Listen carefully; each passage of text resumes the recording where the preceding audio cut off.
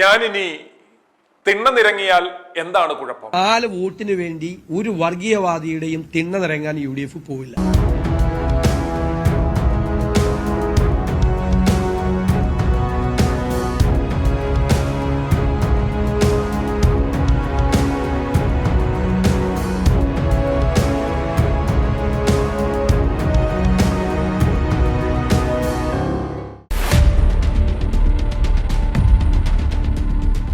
നമ്മുടെ മുഖ്യമന്ത്രി V D Satheesan പ്രതിപക്ഷ നേതാവായിരുന്നപ്പോൾ നടത്തിയ ആ പ്രസ്താവനകൾ ആരും മറന്നിരിക്കാൻ ഇടയില്ല.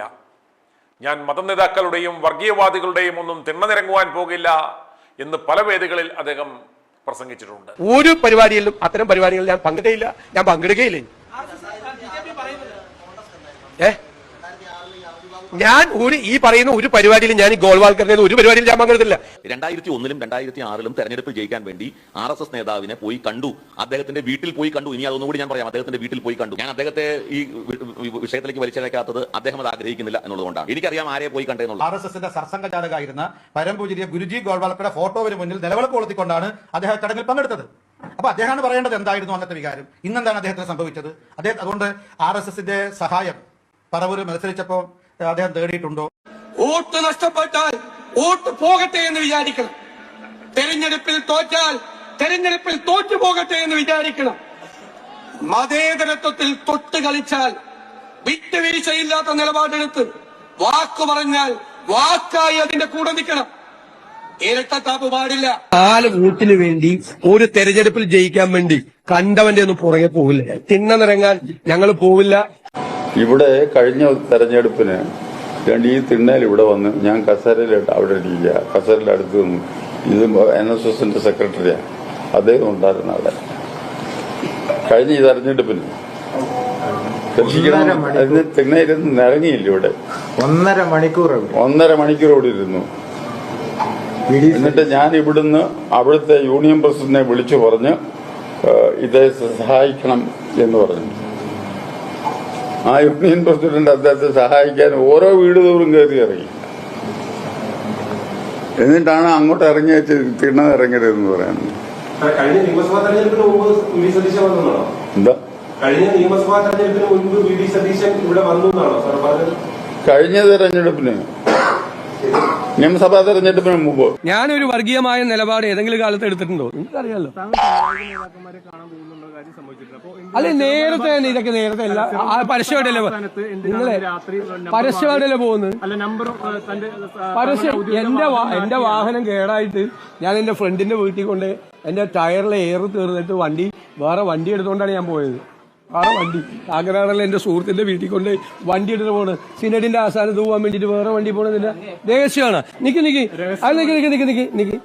അതിൽ തന്നെ പെട്ട എത്രയോ ബിഷപ്പ്മാരെ ഞാൻ കണ്ടിട്ടുണ്ട്.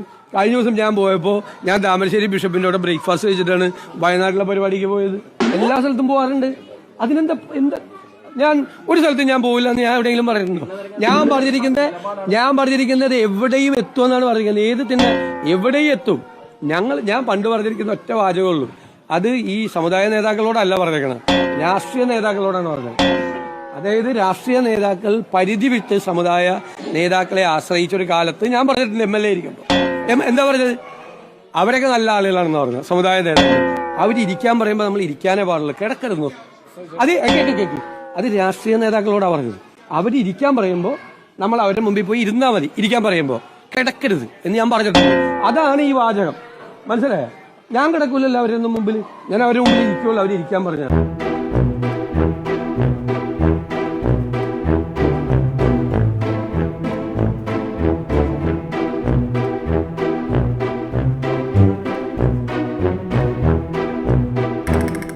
സകല മത നേതാക്കന്മാരുടെയും സകല വർഗീയവാദികളുടെയും തിണ്ണനിറങ്ങുവാൻ സതീശൻ പോകുന്നതാണ് നാം പിന്നീട് കണ്ടത്.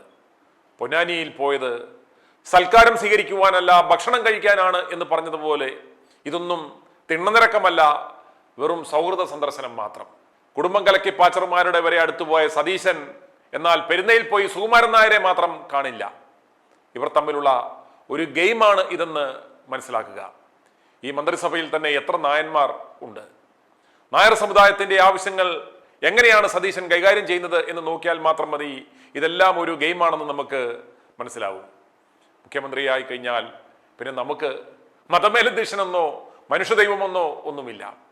യാതൊരു പ്രോട്ടോക്കോളും നമ്മൾക്ക് പ്രശ്നവുമല്ല. ആരുടെ അടുത്തും പോയി കുമ്പിടും, കുറിതൊടും, സഞ്ചിക്കകത്ത് പൊതിഞ്ഞു കെട്ടിത്തരുന്ന ഉപകാരങ്ങളെല്ലാം ഞങ്ങൾ വാരിക്കൊണ്ട് പോവുകയും ചെയ്യും. എന്നിട്ട് അവരുടെ ആവശ്യങ്ങളെല്ലാം ചെയ്തും കൊടുക്കും.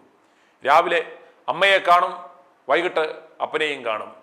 രാവിലെ അമൃതാനന്ദമയെ കണ്ട ശേഷം വൈകിട്ട് കഞ്ഞിക്കുഴിയിൽ പോയി ഓർത്തഡോക്സ് സഭയുടെ മത്തായി മൂന്നാമനെ കണ്ട് അനുഗ്രഹം വാങ്ങുന്നത് കണ്ടാലും. പിന്നെ ഇതൊന്നും ഒരു തിണ്ണനിരക്കമല്ല കേട്ടോ, വെറും സൗഹൃദ സന്ദർശനം മാത്രം.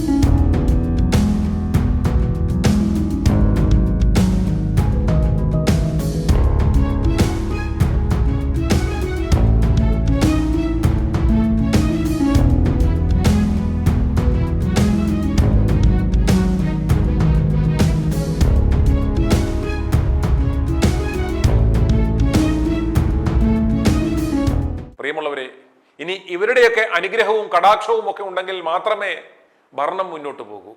നമ്മുടെ മുഖ്യമന്ത്രിക്ക് വേണ്ടി നിങ്ങൾ എല്ലാവരും ആത്മാർത്ഥമായി പ്രാർത്ഥിക്കുക. i2i News, an eye for truth. i2i News subscribe ചെയ്തിട്ടില്ലാത്തവർ ഇപ്പോൾ തന്നെ സബ്സ്ക്രൈബ് ചെയ്യുക. നോട്ടിഫിക്കേഷൻ ലഭിക്കുവാൻ ബെൽ ബട്ടണും അമർത്തുക.